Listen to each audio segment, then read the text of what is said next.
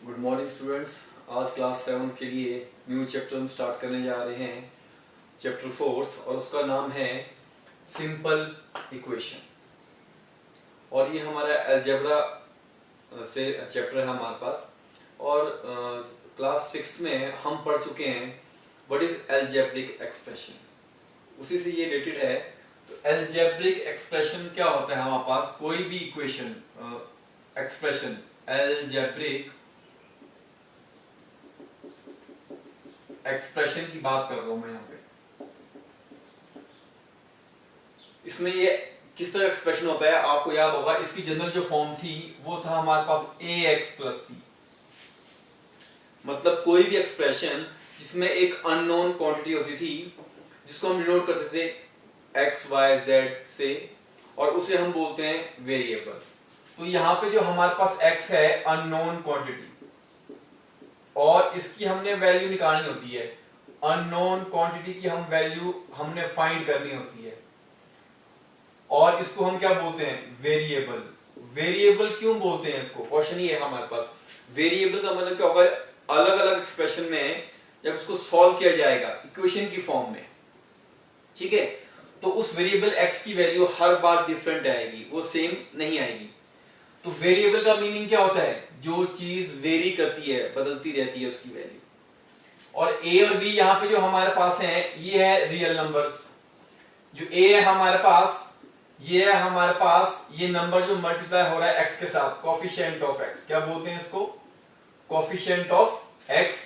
b यहाँ पे हमारे पास इसके साथ एक और टर्म है, इसमें वेरिएबल x नहीं लगा है, तो ये है हमारे पास कांस्टेंट टर्म। ये कोई नंबर होगा, a और b दोनों रियल नंबर होंगे। तो a है कोफिशिएंट ऑफ x और b क्या है? b है हमारे पास कांस्टेंट टर्म, या कांस्टेंट टर्म वो नॉर्मली नंबर होता है वो, ठीक है। एग्जांपल अगर मैं आपको दूं, ये है अलजेब्रिक एक्सप्रेशन। मैंने आपको दिया x प्लस 6।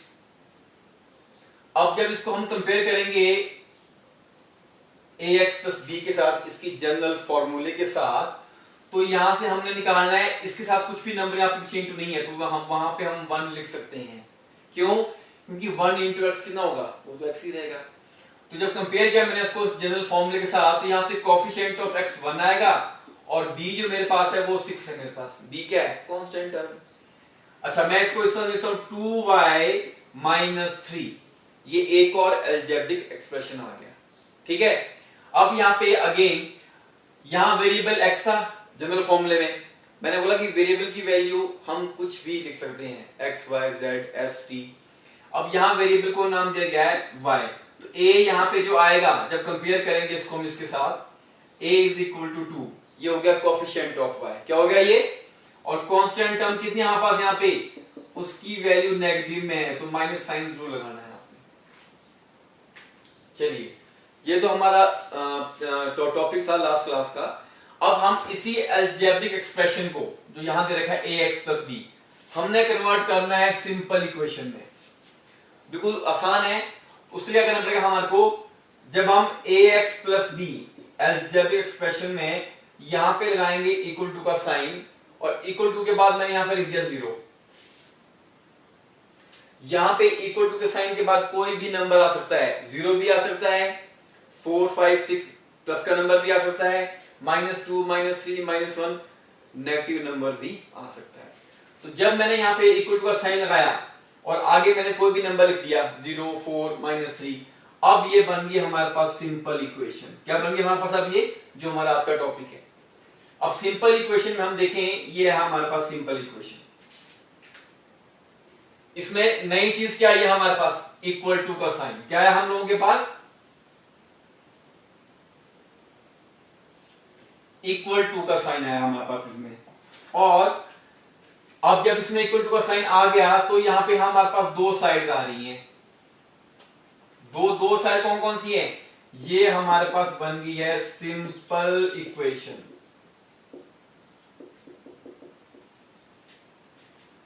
इक्वल टू के साइन से इस तरफ को, यह उल्टा हाथ मेरा, इसको हम बोलते हैं लेफ्ट हैंड साइड। क्या बोलते हैं इसको?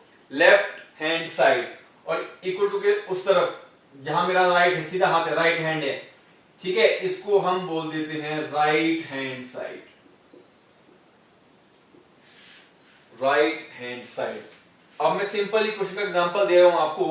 एग्जांपल मैंने लिया हुआ आपके पास यहां पे x plus Y, sorry x plus, variable मैंने x ले लिया, 3 इज इक्वल टू 2। मैंने बोला था कि इक्वल टू के साइन के बाद हम जीरो के अलावा प्लस के नंबर भी ले सकते हैं और नेगेटिव के नंबर भी ले सकते हैं। तो ये हमारे पास क्या होगी है, ये होगी है लेफ्ट हैंड साइड, और ये क्या हो गया हमारे पास, this is right hand side, और बीच में यहाँ पे कौन सा साइन आ रहा है, इक्वल टू का साइन आया, तभी ये इक्वेशन कहलाई। ठीक है, अब हम करते क्या है इस एक्सरसाइज में और इस चैप्टर में, फोर्थ चैप्टर में हम क्या करेंगे, हम आपका जो सिंपल इक्वेशन है, जो सिंपल इक्वेशन है, हम क्या करेंगे, उनको सॉल्व करेंगे और उनके सॉल्यूशन निकालेंगे। क्या निकालेंगे, सॉल्यूशन निकालेंगे। अब आपके पास सॉल्यूशन ऑफ द इक्वेशन क्या होता है, अगला जो टॉपिक आया concept, solution of the equation. जो सिंपल इक्वेशन होगी उसका सॉल्यूशन को हम डिफाइन कर रहे हैं। It is value of the variable, it is that value, ये वो वैल्यू होगी ऑफ द वेरिएबल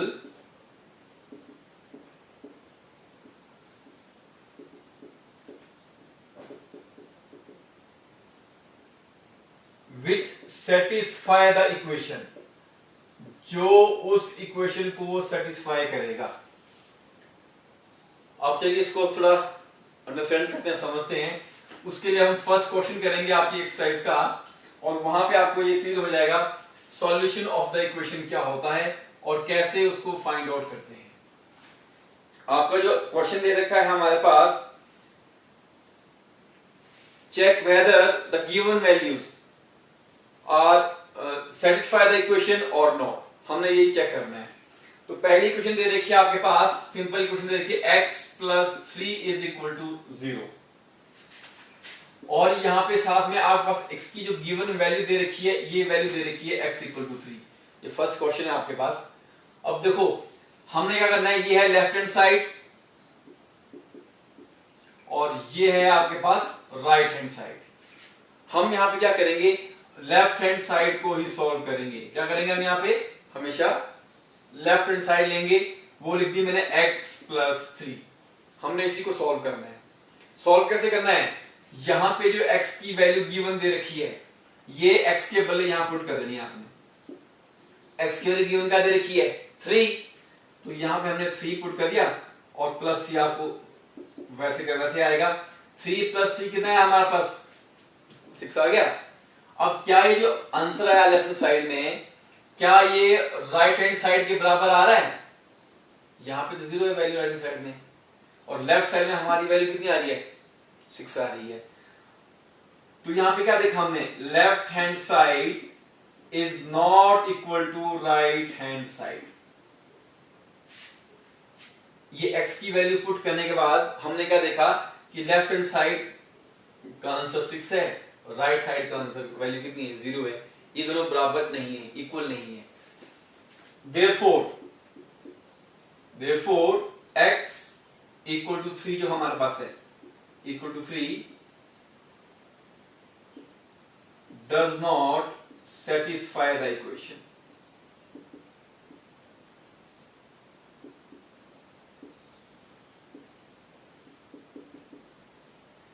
आपकी जो बुक में दिया है वहां पे कॉलम दे रखे हैं, ये इक्वेशन, यहाँ वैल्यू, यहाँ लिखा हुआ है यस और नो, तो यहाँ पे आंसर क्या आएगा हमारे पास, नो।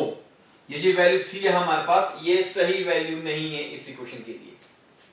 सही वैल्यू का मतलब ये वैल्यू इसका सॉल्यूशन नहीं है, इसका आंसर नहीं है। क्यों नहीं है, क्योंकि लेफ्ट साइड और राइट साइड इक्वल नहीं आ रही है, मतलब ये 3 इस इक्वेशन को सेटिस्फाई नहीं कर रहा है। क्लियर है ये। चलिए ये फर्स्ट पार्ट था हमारे पास। सेकंड हम पार्ट करते हैं, क्वेश्चन आपके पास सेम वही है, x प्लस 3, इक्वेशन वही दे रखी है आपके पास, इक्वल टू 0। अब x की वैल्यू इस बार दे रखी है -3। x की इस पे हमें चेक करना है इस इक्वेशन को। तो हमारा स्टेप क्या है कि हम लेफ्ट हैंड साइड को ही सॉल्व करते हैं। तो पहले लेफ्ट हैंड साइड आपने लिख दी, वो है x+3 लिख दिया आपने। अब यहाँ पे जो x की गिवन है वो है -3, इस x के बदले पुट कर दी, +3 आपने वैसे के वैसे लिखा, -3 और +3, 3 -3 हो गया 0, आपके पास हो गया 0। अब यहाँ पे हम क्या देख रहे हैं, लेफ्ट हैंड साइड का वैल्यू कितनी आई 0, और राइट साइड पहली 0 है, ये है लेफ्ट साइड और ये है राइट साइड। तो यहां पे क्या आ रहा है हमारे पास, here left hand side is equal to right hand side, दोनों की वैल्यू सेम आ रही है, दोनों इक्वल हैं। तो इसका मतलब क्या हुआ, ये जो -3 वैल्यू है x की, ये इस इक्वेशन को सेटिस्फाई कर रही है। Therefore x equal to -3 satisfy the equation. मतलब ये सही वैल्यू दे रखी है इस इक्वेशन के लिए, और इसका मीनिंग क्या हुआ, जो x इक्वल टू -3 है वो उसका सॉल्यूशन है, वो उसका सही आंसर है। आ रही बात समझ में? तो इसमें अपना यस लिखना आंसर कॉलम में, जो आपकी बुक में कॉलम दे रखा है फर्स्ट क्वेश्चन में। इसी तरह से फर्स्ट क्वेश्चन के सारे पार्ट्स आपने सॉल्व करने हैं। अच्छा, इसमें एक क्वेश्चन और एक पार्ट में और करता हूं, चलो आप लोगों के लिए। क्वेश्चन नंबर 1 का ही है ये, और अब आपको ये अच्छे से समझ आ गया क्वेश्चन हमने किस तरह से सॉल्व करने हैं। और इसमें जो हमारे पास दे रखा है वो है आपके पास, equation is given m/3 is equal to 2, ये इक्वेशन है हमारे पास। और यहां m की वैल्यू हमने जो पुट करनी है वो दे रखी है -6। तो ये क्वेश्चन नंबर 1 का ये एक और पार्ट में कर रहा हूं। अब हमने क्या करना है, लेफ्ट हैंड साइड लिख ली पहले। लेफ्ट हैंड साइड यहां पे कौन सी है, m/3, ये है हमारे पास left hand side. Equal to के बाद जो है ये होती है राइट हैंड साइड। अब यहां पे हमने m, जहां जहां m आ रहा है उसके बदले m की वैल्यू पुट कर देनी है, -6/3। m दे रखा -6, यहां m के बदले पुट कर दी वो। तो इसके बदले क्या लिखा है यहां पे, -6। 3 1 3, 3 2 6, पर जो माइनस का साइन है वो यहां -2 के साथ रहेगा, तो ये आ रहा है -2 वैल्यू। अब देखिए लेफ्ट हैंड साइड को सॉल्व किया तो यहां पे आया -2, और राइट हैंड साइड में क्या दे रखा है हमारे पास वैल्यू, वो है +2। क्या ये इक्वल है दोनों, नहीं है। Left hand side is not equal to right hand side, तो फिर क्या आएगा, नो, कि ये जो वैल्यू है m की -6, ये इस इक्वेशन को सेटिस्फाई नहीं कर रही है। ठीक है, क्यों नहीं कर रही है, क्योंकि लेफ्ट हैंड साइड और राइट हैंड साइड इक्वल नहीं आ रही है। जब वो बराबर आती है तब वो उसको सेटिस्फाई करती है। तो ये था हमारे पास फर्स्ट क्वेश्चन, और आई होप अब आप इसके पार्ट्स कर लोगे। चलिए अब अपने सेकंड क्वेश्चन की ओर चलते हैं। इजी है, सारे के सारे पार्ट्स इसमें, आपने इसमें वैल्यू ही पुट करनी होती है। Now question 2 is check whether given value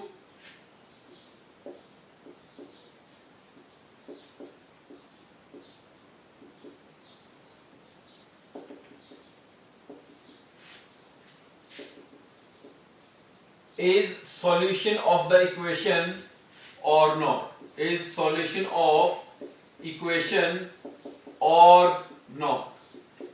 first equation दे रखी है आपके पास, x n+5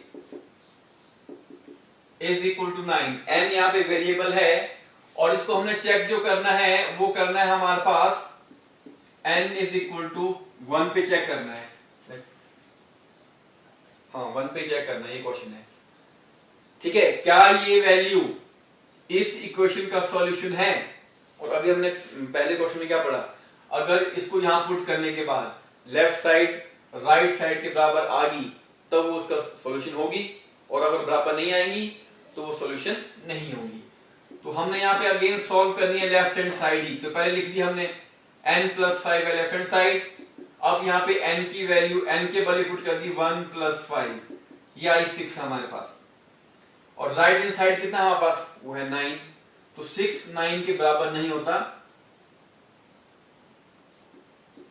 Here left hand side is not equal to right hand side, therefore तो ये value n is equal to 1 इस इक्वेशन को सेटिस्फाई नहीं कर रही है, और अगर जब वो सेटिस्फाई नहीं करती है तो वो उसका सॉल्यूशन भी नहीं होती है।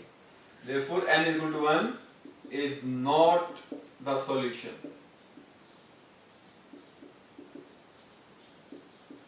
of given equation। चलिए एक पार्ट और करते हैं आपके पास सेकंड वन, बाकी आप कर लोगे खुद। सेम ऐसे 7n - 5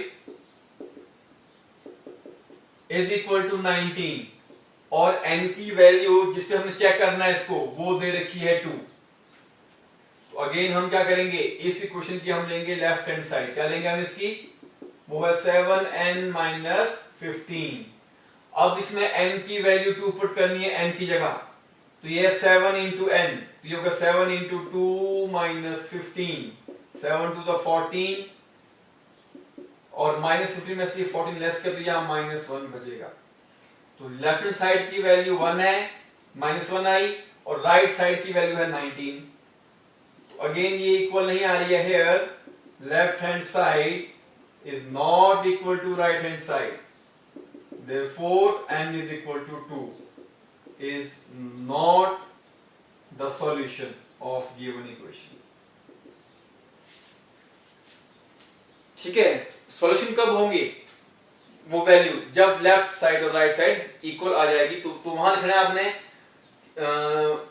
अगर मान लो यहाँ पे ये इक्वल आया था 99, तो हमने क्या लिखना है यहाँ पे, n = 2 is solution of the equation. अब आपने ये क्वेश्चन कर लेने फर्स्ट टू कंप्लीट, तो ये आपका होमवर्क है आज का।